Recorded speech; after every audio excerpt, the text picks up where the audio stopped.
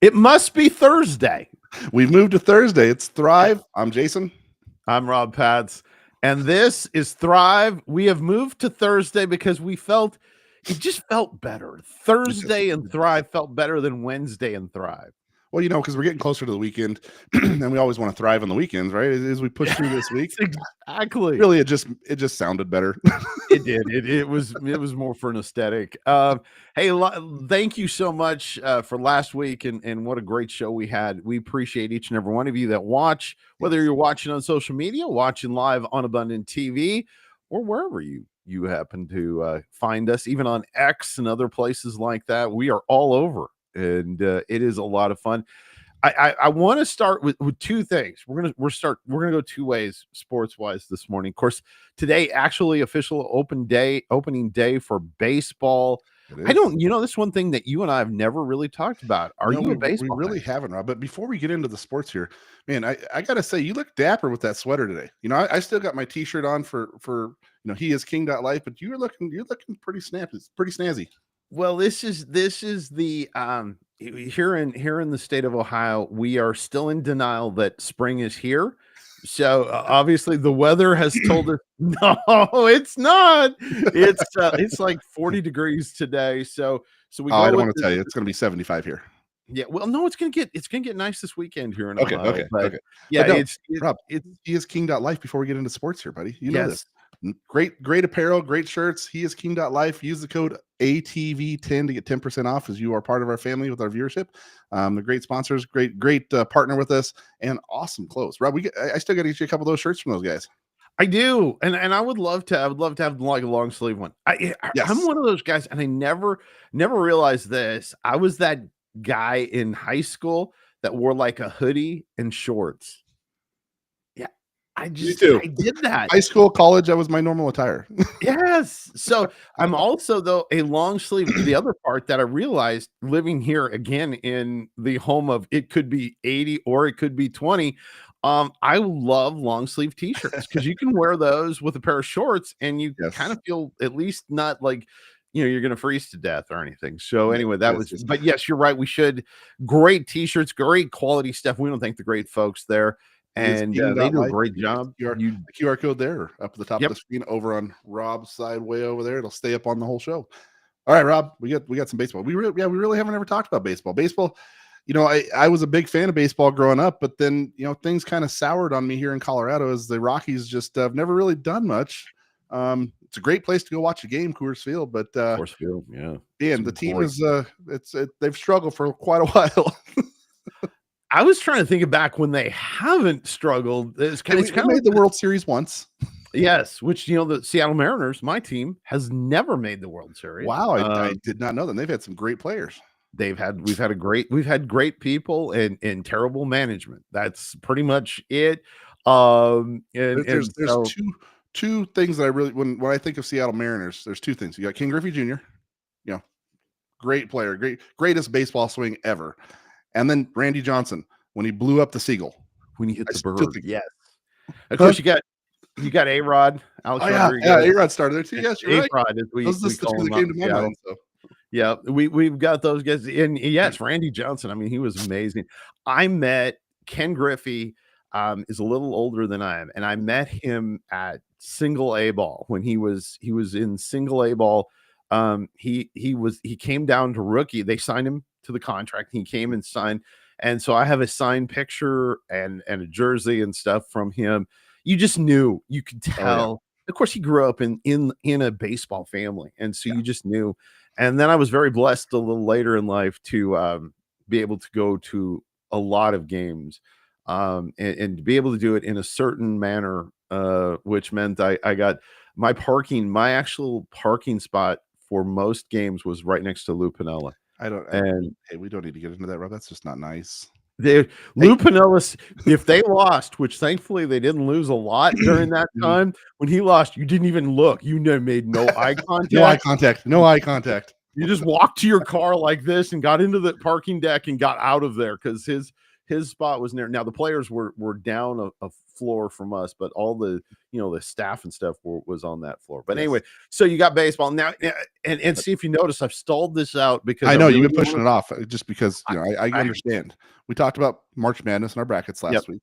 last Rob, week. Rob, how is your bracket doing? It did not do well. I want to say this because I don't want to ever be that guy, but I am going to be that guy. Mhm. I didn't always pick the one I thought would win. I picked for what I thought might be upsets. Mhm. And that didn't work very well. But yes, No, I'm now that guy making excuses about my team, my well, hey, bracket. who's winning our league with that, or our little bracket? Who is? I have no who's that? idea who is winning that. Oh, it's me. It's Oh, okay, I you. gotcha. I'm surprised you didn't have like a screenshot of the CBS. I should have. We're using I should have CBS threw for that our- up there. Yeah. Yes. But I But was yeah, ahead I have for 12 of most the- of the day one, Mhm. because I did pick Creighton, which Jason did not. I did Which not. I can't believe he didn't. Creighton was hot at the time. Mhm. But yeah, the rest of it, and I did part of it. The part because there are certain teams I dislike, so I pick I'm with you, against yeah. them A little biased. whether I would. So there were a couple teams there I didn't pick. Man, the team that I picked against, and I should have known better because my radio station is in Alabama, is Alabama. Those guys look legit. They look real good. They look Watch real part good, of the Rob. game. My They got team Duke. still my team to win it all is still Duke. As we talked last week on that. But Rob, out of the 16 teams in the Sweet 16, I have 12 of them still rolling. That's awesome. Best I've ever don't- done. I'm not gonna lie. I think I've got like 8, and of course I picked Florida to win it all because I just felt different. I Mhm. like we talked about last week. Can you cheer for a Blue Devil? I just don't know. I know, right? I know. Not I sure get can- it. I get it. But they're a great team, aren't they? I don't know. Does that mean he can't find air? Is that why he's blue? I don't know. Oh, see, you got to go there. Is the oxygen gone for the devil or Which, what? hey, I don't. Hey, Speak there for you this, go. Rob.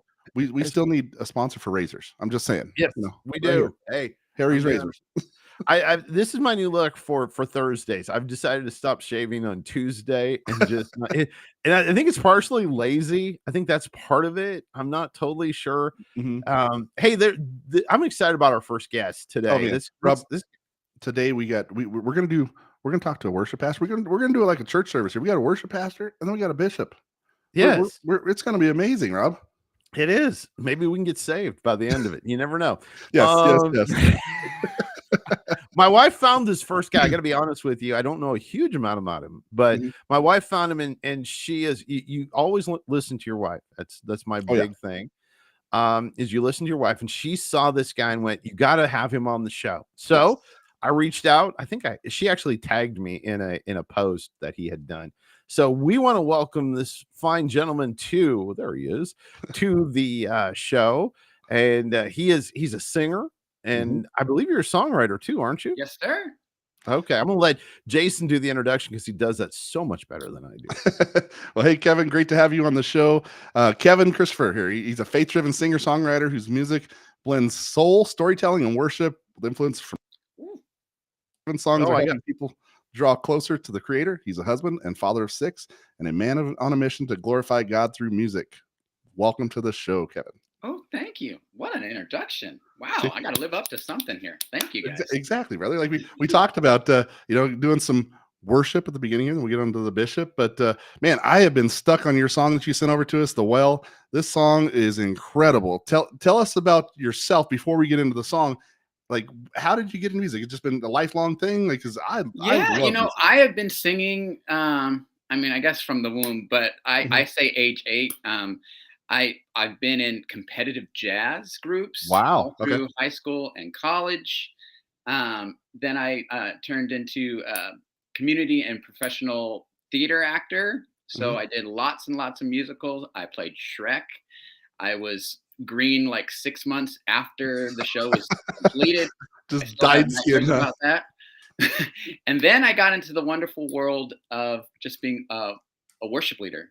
And that has been my greatest gift. And that has propelled me into writing my own songs. So here I am.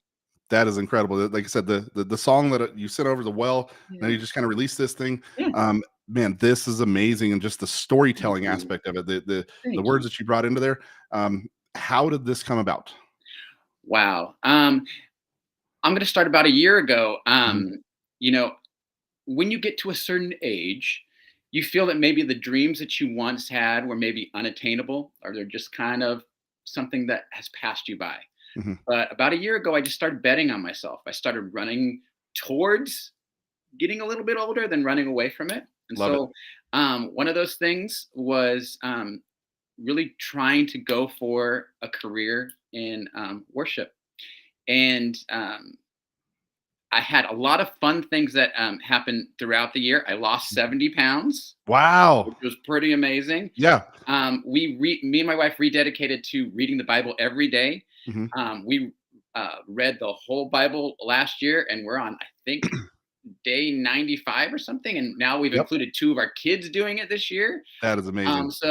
It's just really drawn our family closer. And Mhm. then also, doing this career as a singer songwriter.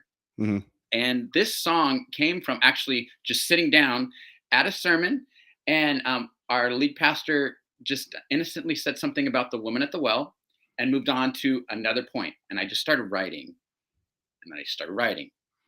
And I got writing so much that my wife was distracted and was like, "What are you writing about? He's not even talking." And in that sermon, in 15 minutes, I wrote The Well. Mhm. I not only wrote it, but I visualized how it would look in a music video. I visualized instrumentally how it would sound. It was just like God poured into Was me it in that Holy moment. Spirit And it download? was like, this is the song that you need to give out. And I mean, I was never a songwriter at all. I thought that Mhm. that was something that I would never do. I always made a career of singing other people's songs. Mhm. Mhm. But it was just something the Lord just gave me, and it's been a blessing not only to me, but sounds like it's becoming a Yeah. blessing for other It people that it's listen to it's it. So that's amazing, great. brother. This is just a Holy Spirit download. That was incredible. So, Oh, Holy Spirit download. see? Jason, I love that. Yes, Yeah, thank you. completely. Just hit you and it just pushes you to write something like that and just hit it, and Yeah. that's the only way to explain it, right? Yes. So that is incredible. I want to talk about a little bit of your background because you've been influenced by a wide range Yes. of artists and genres and all these things. So how do you blend that into your style of worship? Yeah. When I first became a worship leader, I felt that I had to kind of fit into a certain mold, Hmm. of how that worked. But relying on my backstory and being in jazz, and being in competitive jazz, and being able to sing with the likes of Manhattan Transfer and Bobby McFerrin on stage, and Oh, that's cool. my theater background with that sort of elevated styled singing, that maybe some would think that would not transfer into worship. I just Mhm. said, this is me. This is all of me. The Lord gave me these gifts. And I just said, I'm just going to infuse everything that I've learned and bring it to the Lord. And so that's just kind of how it evolved. That's so cool.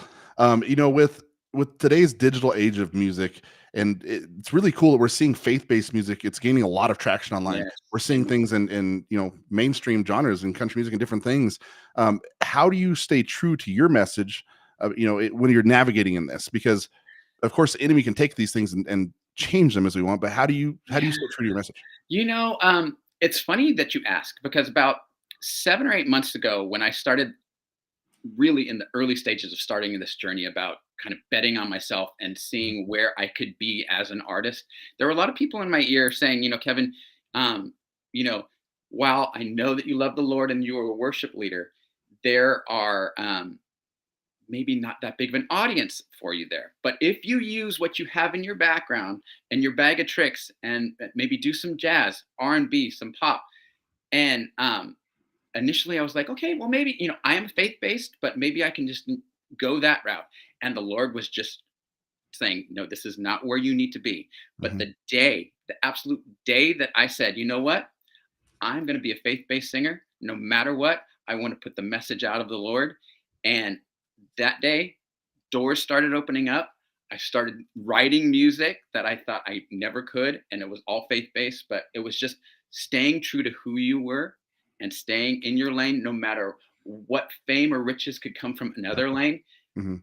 That's what I did. And once I made that decision to be a worship artist, 100%, God was That is blessed. That is amazing. And I know you've said your prayer is, to help people get closer to God. And I know your message, your worship Yes. music, your all of your songs, it does this and it helps within that. Yes. One thing is, our shows thrive with Rob and Jason here. We're talking about thriving and in life and different things on there. You're a husband and a dad of 6. So 6. 6. I have 4.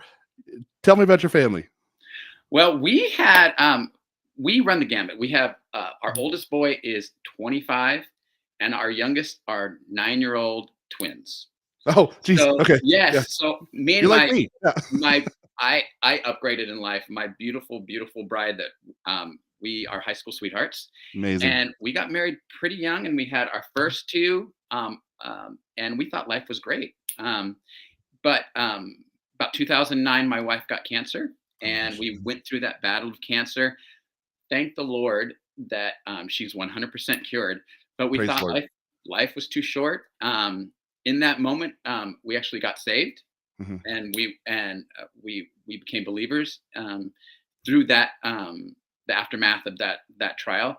And we said, hey, what's one more? We're too young. Life is too short. So we had one, and then we of course said, well, that one needs a friend, just like the other 2 had a friend. So that was 4. And then God was so funny that he just put a period, exclamation point on everything, and gave us twins at the end. So, Yeah, God's humor, right?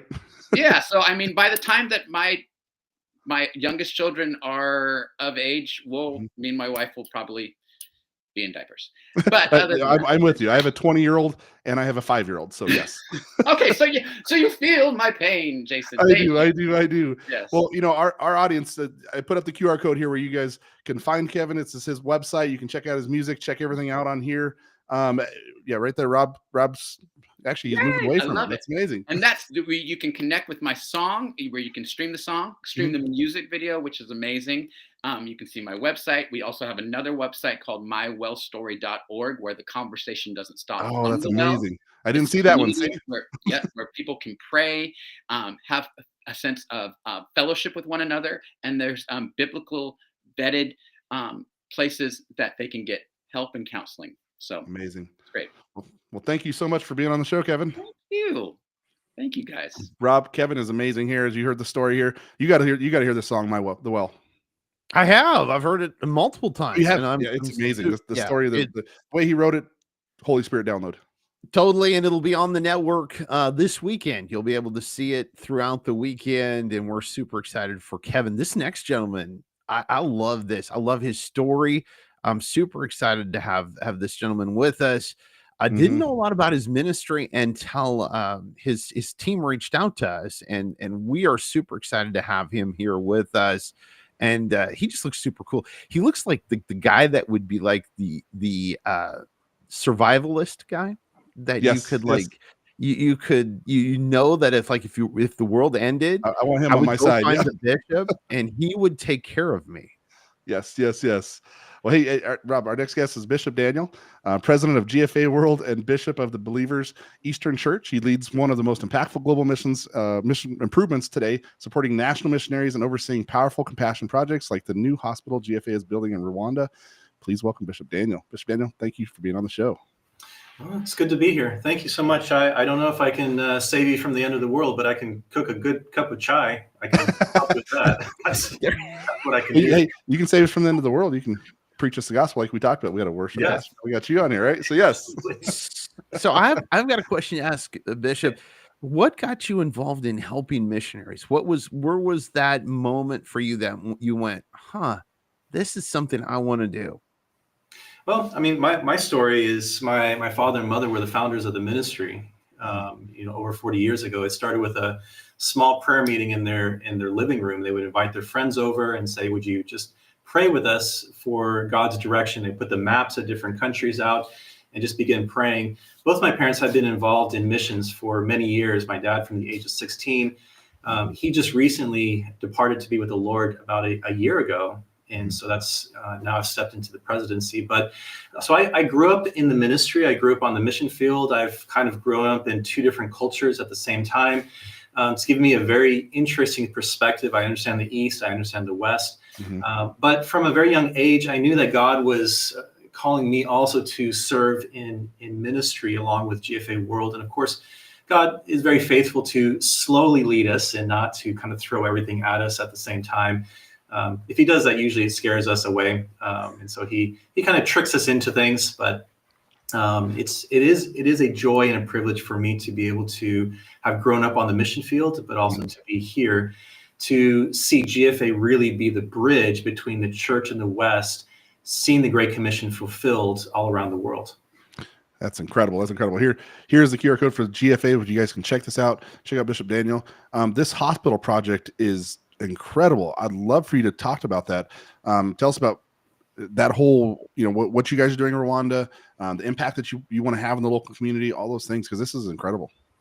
Yeah, through our ministry for 40 years, primarily we focused on 4 different areas. One is national missionaries, people from their own country who know the language, like the bugs, like the climate, like the food, can easily connect with people, helping children to have a future through our child sponsorship program, community transformation. So different things that we do within the community to uplift the community, but also see people come to Christ. And then disaster relief, tsunamis, earthquakes, things that just seem to happen every year. And so those are kind of the 4 primary areas that we serve in. But the medical missions has always been something that we've been part of for 40 years. Medical camps. We have our hospital in Asia, and we have thousands and thousands of patients that come through there, giving us opportunities to share Christ's love. But the Lord has opened the door for us in Rwanda to build a second hospital. And the purpose of this hospital in the medical college is to be a bridge to reach all of Africa. I mean, we're already talking about going into about 11 other countries. Rwanda does actually have hospitals, but people wait 6 months to 7 months just for an MRI. But the purpose of this is to provide opportunities for us to be able to train people to go into all of Africa to bring Christ's love. And so the hospital project is underway. We have a little bit still to go, but this is an exciting opportunity. Over 1 billion people in Africa, many of them have never heard about Christ even one time. And, I remember traveling on the mission field, and you stop in a village and you ask someone, hey, do you know Jesus Christ? And they literally will respond something like this. Listen, I've lived here my whole life. My friends are here. My family's here. Your friend Jesus is not here. Check the next village down this road. Maybe you'll find your friend Jesus. They literally have no idea. And so GFA World's heart and passion is to bring the gospel of Christ to places that literally have never heard, see churches established and people established in the faith. This is our heart and our passion. Yeah, the Great Commission. That is incredible. One story in particular that, in talking with you and talking with your team and things that I want to talk to you about and ask about is you did share an incredible story about a baby girl named Saida. Please don't, I might butcher that, I apologize. But can you tell us more about that and how it reflects GFA's mission? Because that was incredible. There's lots of children's stories that we have. I think Zaina's one. The one that kind of really impacted me is Little Naboon. Little Naboon was part of our child sponsorship efforts in a community, and he was hearing about the stories of Christ healing the blind man and raising the leper, healing the leper and raising the lame man. And so he would go home and tell these stories to his dad. And so his dad showed up one day, knocked on the door of our missionary's house, and said, "Excuse me, do you have a Dr. Jesus here?" And our missionary said, What are you talking about, Dr. Jesus? Like, well, my son keeps talking about Dr. Jesus healing the blind man and healing the leper and healing the lame man. And he's like, my wife is really sick at home. Could you please send Dr. Jesus to my home? And you're talking way out in the really remote areas where, you can go 400 miles and not see a clinic. This is way, way out. This is how the mission field really is. And so our missionary kind of understood who he's talking about, Little Naboon. And so he went to the house, explained the gospel to the family, prayed for the mother. The Lord healed her. The whole family gave their hearts to Christ. The neighbors heard about it and said, we want to know more about Jesus. And a church was established in that village because of that simple boy bringing the heart of Dr. Jesus to his home. But this happens all over the mission field. One of our missionaries was going to a house and, as they normally do, visiting the houses. And is there anything we can do? Pray for you. They said, yes, someone is sick in our home. And so they led him through the house. And on the backside of the house, there was a sick water buffalo. And they said, can you please pray for our water buffalo? It makes sense. You milk the water buffalo, sell the milk, but that's your money for food. Source. Yeah. And so So our missionaries laid his hand on the water buffalo and said, Lord, if there's ever a time to do something, this is the time. And the Lord healed that water buffalo. That is The incredible. family gave their hearts to Christ. The neighbors heard about it and said, what is this? Who is this God that heals water buffaloes? We want to know about this. A church was literally planted in that village because of a stinky water buffalo that God healed. This is happening all over the mission field. Book of Acts is alive. It is active. God is doing his work. And we are so excited to be part of what God is doing, seeing literally tens of thousands of people, men, women, and children, lives changed and communities established in Christ. Man, the miracles are still happening today. God is still alive. He is ever present here. This is so cool that you are boots on the ground with what you guys do, being able to see this work and being able to see these miracles, and they need to be spread. Like you said, these things are showing that the gospel is real, and people are coming to Christ because of this. That is amazing. I want you to say something to our audience here about why is sponsoring national missionaries such a powerful and strategic way for people to support the Great Commission? Yeah, I think a couple of things. Whenever I get a chance to speak at a church or talk to people, there's three very specific things that I encourage people to think about missions, because people think about missions as something for missionaries and pastors, kind of like far away and where they have the old like pith helmet, boiling the soup, type of mentality. But practically, what I would encourage people is get this book. It's Revolution World Missions. If they head off to the link and just search for a free book, you can get this book. It's the story of missions. But the power of national missionaries is this.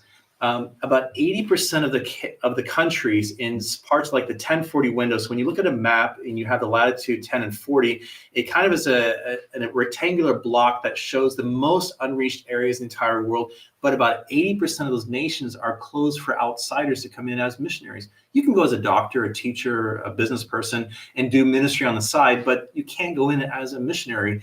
But the question is this: how can these people hear about Christ? What's the most effective way? If it's for you to go, great. But a lot of times it's raising up national missionaries, people from their own country who love their people, who know the language, who live at the level of the people. They just need prayer and support to come alongside of them. In a sense, we proxy with them. We become part of their ministry. So national missionaries is one of the most effective and fastest ways to see the gospel spread in many of these nations. And so our part is this: we can stand with them in prayer and support. We can be praying for them. We can enable them to be able to go and bring the gospel to places that we can't even go to. And so the Great Commission can be part of our daily life, not just something far, far away. That is incredible. And our audience, they're great with prayer. They're great with giving. They're great with all of these things. So guys, pray for Bishop Daniel, pray for GFA, pray for everything that they're doing in the missionary field. This is some incredible stuff, Rob. I love the story about the water buffalo. I got to be honest with you. If that doesn't make you excited as a Christian, nothing will. I'm like pumped. I think that's incredible. Thank you so much, Bishop, for what you're doing. And missionary work is incredible. Incredible. Your ministry is incredible in what you're doing. Thank you so much. Thanks for being on the show, Bishop. It is another great day. Why does it go by so fast? It just goes by way too fast, my friend. It does, Rob. Every week that we do this, we have so much fun. The guests that we get to talk about or talk with and go over what their stories are and how they're working in the missionary fields and with God. It's incredible that we get to do this, Rob. It is, and to see the impact, and like he was talking about the 1040 window and so much. I remember as a kid praying for the 1040 window in church. So just another incredible day. Good stuff going on. Hey, listen, if you have a prayer request or anything like that, always reach out to us here. We talk and have fun, but we also are very serious about how amazing God is, and how incredible he is to us and how real he is to Jason and I. And if you're watching and maybe you're going, I don't believe this stuff, or I've been searching and I want to know more about what it is to have a personal relationship with Jesus Christ, I want to encourage you. Reach out to us. Jason, I would love to talk to you. We would love to have a time. There's no judging, nothing like that. We want to talk. Just look at us. I mean, God loves us and we're major mess ups. Very true, Rob. Very true. And so we appreciate you. And you know what? We appreciate everyone that watches every